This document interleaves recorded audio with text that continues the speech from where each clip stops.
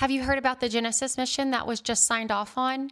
A brand new government initiative all about AI, science, supercomputers, and what they're calling a brand new beginning. And listen, everything I'm about to say is purely for entertainment purposes only, purely theoretical, and I'm not claiming anything as fact, but spiritually this is loaded. And what most people don't know is that this Genesis mission isn't the first one. NASA launched another mission called Genesis back in 2001, and the prophetic parallels between that mission and the Genesis mission of 2025 are crazy. So let's walk through this theoretically for entertainment only, but also with our spiritual eyes open. The golden age is what the White House is saying that they are ushering in.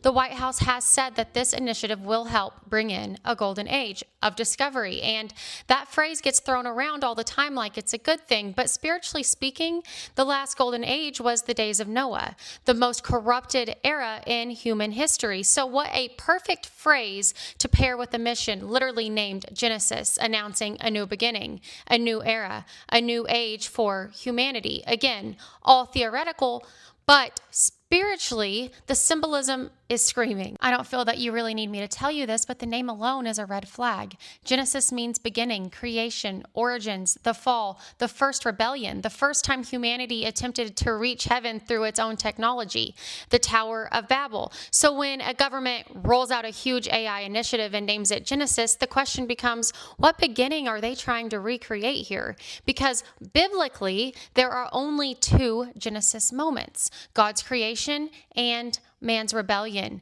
Anytime humanity tries to create life, intelligence, power, or unity apart from God, it follows the Babel pattern. And this is all theoretical, of course, but spiritually, it's loud.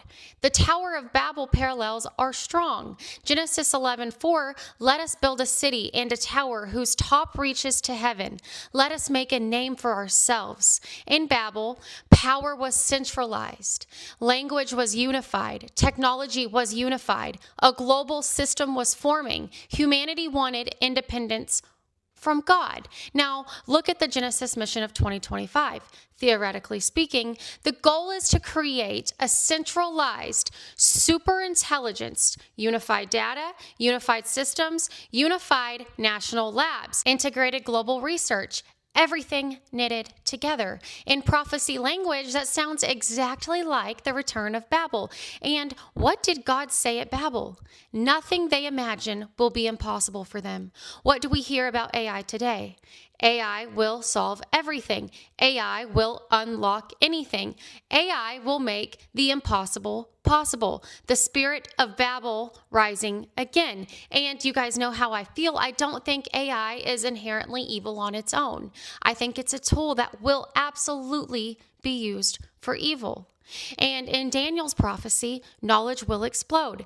Daniel 12:24 says, knowledge shall increase, not slowly, but explosively. For thousands of years, knowledge grew by inches, then by feet. Now with AI, it grows by miles per second. And the Genesis mission is literally designed to accelerate human knowledge on a level we've never seen. Again, entertainment only, theoretical talk, but prophetically, that's a huge signpost. In Revelation, the foundation of the beast system is global integration. So let's be clear.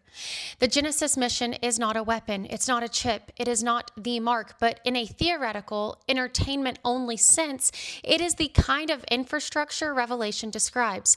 A world where knowledge, systems, communication, and control are unified globally. It's not the mark, but it's the type of system the mark will absolutely plug into. Genesis is the book of beginnings. It means origin, birth, a new world. Naming an AI super initiative Genesis implies we are writing a new beginning for humanity. Prophetically, that almost never means God's beginning. It means humanity's beginning without God. Genesis is where the first rebellion ever happened. The fall in Eden, mankind reaching for knowledge apart from God. The Tower of Babel, mankind building upward into heaven. Naming this Genesis is like saying we are returning to the beginning, but in our way. The name alone signals intent. We are creating something godlike. Genesis is where God created life, order, intelligence. AI is the first human technology that imitates all of that otherworldly knowledge. And so when you call your AI initiative Genesis, symbolically, you are stepping into God's role. All theoretical, of course, but spiritually, it's not subtle.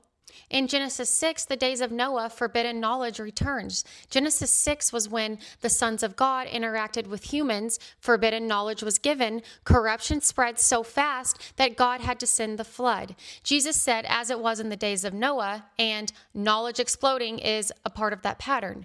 AI is the biggest leap in forbidden knowledge since Genesis 6. Genesis means origin of a new world. This initiative claims it will reshape the future, rebuild science, restructure human progress, and create a new system from the ground up. And that's not random, that is spiritual. Now let's talk about the 2001 Genesis mission. NASA already had a mission called Genesis, launched August 8, 2001, just 34 days before 9/11. Its purpose? To collect the building blocks of the solar system, to gather pristine material from the beginning. Their words. Genesis, collecting the pieces of creation. It was literally about capturing the origin of life. NASA used words like pre-Earth material, origin, the beginning. Two Genesis missions, decades apart, both obsessed with the beginning.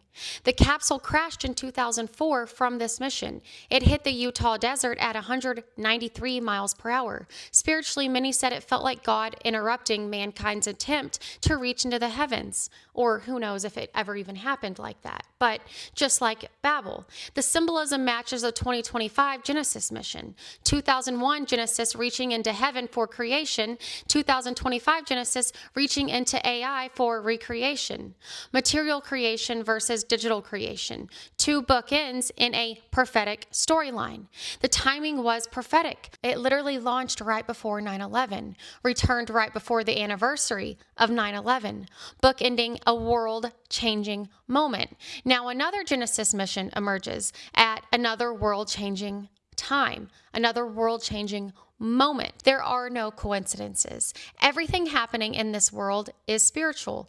Names are spiritual. Timing is spiritual. Systems are spiritual. You need to use your spiritual eyes that God gave you. God gave you eyes to see and ears to hear, so use them. I love you guys. Stay blessed.